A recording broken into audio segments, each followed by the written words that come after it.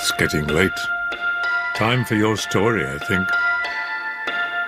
This is Christopher Lee. Welcome to Fireside Tales.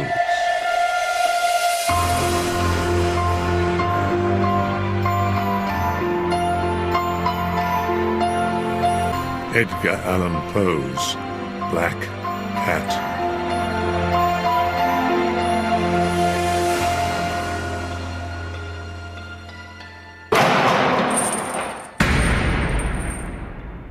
For the most wild, yet most homely narrative which I am about to pen, I neither expect nor solicit belief. Mad indeed would I be to expect it, in a case where my very senses reject their own evidence. Yet mad am I not, and very surely do I not dream. But tomorrow I die, and today I would unburthen my soul.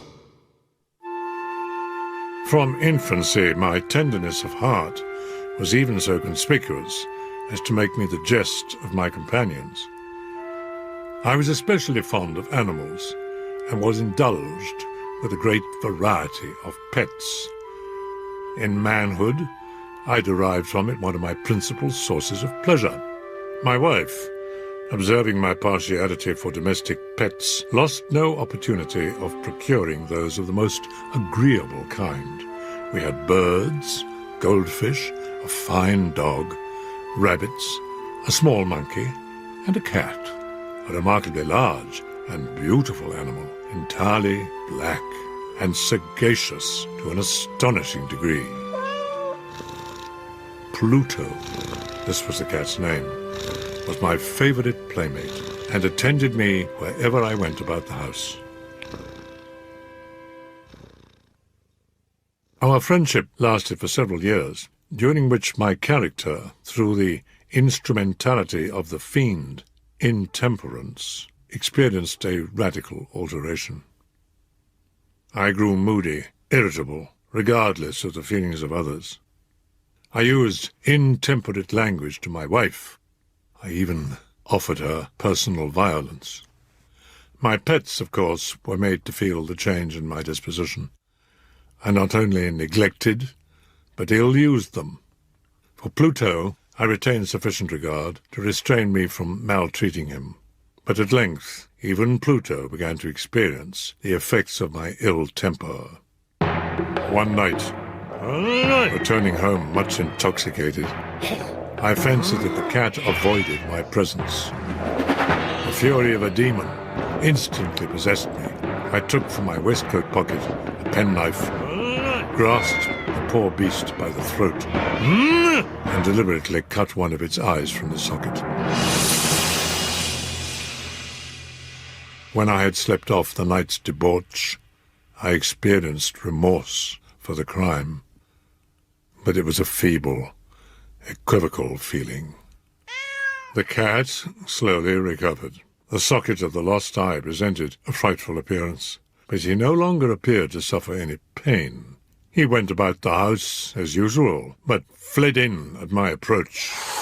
I was at first grieved by this evident dislike on the part of a creature which had once loved me, but this feeling soon gave place to irritation.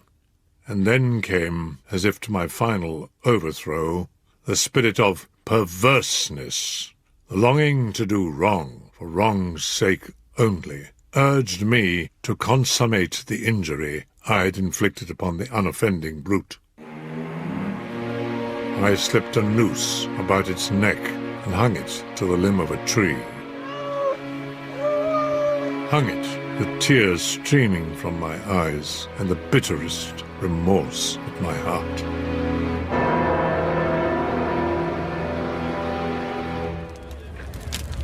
That night, I was aroused from sleep by the cry, "Fire! Fire!" The whole house was blazing. It was with great difficulty that my wife and myself made our escape. The destruction was complete. On the day succeeding the fire, I visited the ruins. The walls, with one exception, had fallen in. This exception was a compartment wall against which had rested the head of my bed. About this wall, a dense crowd were collected, examining a particular portion with minute and eager attention. I approached and saw, as if graven in bas-relief upon the white surface, the figure of a gigantic cat. There was a rope about the animal's neck. The cat had been hung in a garden adjacent to the house. Upon the alarm of fire, this garden had been filled by the crowd, by one of whom the animal must have been cut from the tree and thrown through an open window into my chamber, probably with the view of arousing me from sleep. The falling of other walls had compressed the victim into the fresh plaster, the lime of which had then, with the flames, accomplished the portraiture. Although I thus accounted for the startling fact, for months I could not rid myself of the phantasm of the cat. I went so far as to regret the loss of the animal, and to look for another. One night, as I sat in a den of more than infamy, my attention was drawn to some object reposing upon one of the immense hogsheads of gin or rum. It was a black cat, a gigantic cat. This cat had a large, indefinite splotch of white covering the breast. When I prepared to go home, the animal evinced a disposition to accompany me. When it reached the house, it domesticated itself at once. I soon found dislike arising within me, its evident fondness for myself, disgusted and annoyed. By degrees, these feelings rose into the bitterness of hatred. I avoided the creature. Gradually, I came to look upon it with loathing. What added to my hatred of the beast was the discovery the morning after I brought it home that, like Pluto, it also had been deprived of one of its eyes. Its partiality for myself, however, seemed to increase. Whenever I sat, it would crouch beneath my chair, or spring upon my knees, covering me with caresses. If I arose to walk, it would get between my feet and nearly throw me down. My wife had called my attention more than once to the white hair which constituted the sole visible difference between the strange beast and the one I had destroyed. This mark had been indefinite, but by slow degrees it had assumed a distinct outline.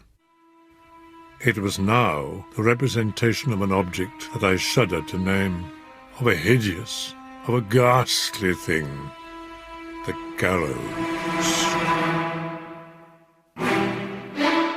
I was wretched. Neither by day nor by night knew I the blessing of rest. During the former, the creature left me no moment alone, and in the latter, I started from dreams of unutterable fear to find the hot breath of the thing upon my face, from the ungovernable outbursts of a fury to which I now abandoned myself. My uncomplaining wife was the most usual and the most patient of sufferers.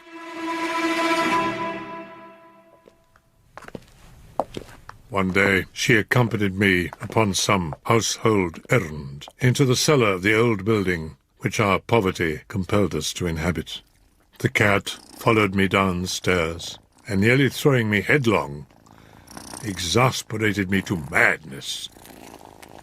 Uplifting an axe, I aimed a blow at the animal which would have proved fatal, but this blow was arrested by the hand of my wife. Goaded into a rage more than demoniacal, I withdrew my arm from her grasp and buried the axe in her brain. She fell dead upon the spot. I set myself forthwith to the task of concealing the body. I could not remove it from the house without the risk of being observed by the neighbours. I thought of cutting the corpse into fragments, and destroying them by fire. I deliberated about casting it in the well. Finally, I determined to wall it up in the cellar. The cellar walls had lately been plastered throughout with a rough plaster. Moreover, in one of the walls was a projection caused by a fireplace that had been filled up and made to resemble the rest of the cellar. I could readily displace bricks, insert the corpse, and wall the whole up so that no eye could detect anything suspicious. By means of a crowbar, I easily dislodged the bricks, and having carefully deposited the body against the inner wall, I propped it in that position, while with little trouble I relaid the whole structure as it originally stood. When I had finished, the wall did not present the slightest appearance of having been disturbed. My next step was to look for the beast. I had resolved to put it to death. But it appeared that the crafty animal, alarmed at the violence of my previous anger, had fled the premises. My happiness was supreme. The guilt of my dark deed disturbed me but little. Some inquiries had been made, but these had been readily answered. Upon the 4th day of the assassination, a party of police came into the house and proceeded to make rigorous investigation of the premises. Secure in the inscrutability of my place of concealment, I felt no embarrassment. The officers bade me accompany them. They left no nook or corner unexplored. At length, they descended into the cellar. My heart beat as calmly as that of one who slumbers in innocence. The police, satisfied, prepared to depart. I burned to say but one word by way of triumph, and to render doubly sure their assurance of my guiltlessness. Oh, by the by, gentlemen, I said as the party ascended the steps, this is a very well-constructed house. In the rabid desire to say something easily, I scarcely knew what I uttered at all. These walls are solidly put together. Here, through mere bravado, I tapped heavily with a cane upon that very portion of the brickwork behind which stood the corpse of the wife of my bosom. No sooner had the reverberation of my blows sunk into silence than I was answered by a voice from within the tomb. A cry, at first muffled and broken, like the sobbing of a child, and then quickly swelling into one long, loud, continuous scream, a wailing shriek, half of horror and half of triumph, such as might have arisen only out of hell.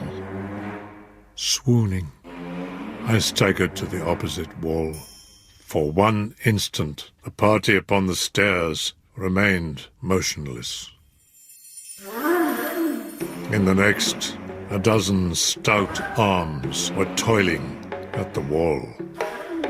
The corpse, greatly decayed and clotted with gore, stood before the spectators. Upon its head, with red extended mouth and solitary eye of fire, sat the hideous beast whose informing voice had consigned me to the hangman. I had walled the monster up within the tomb.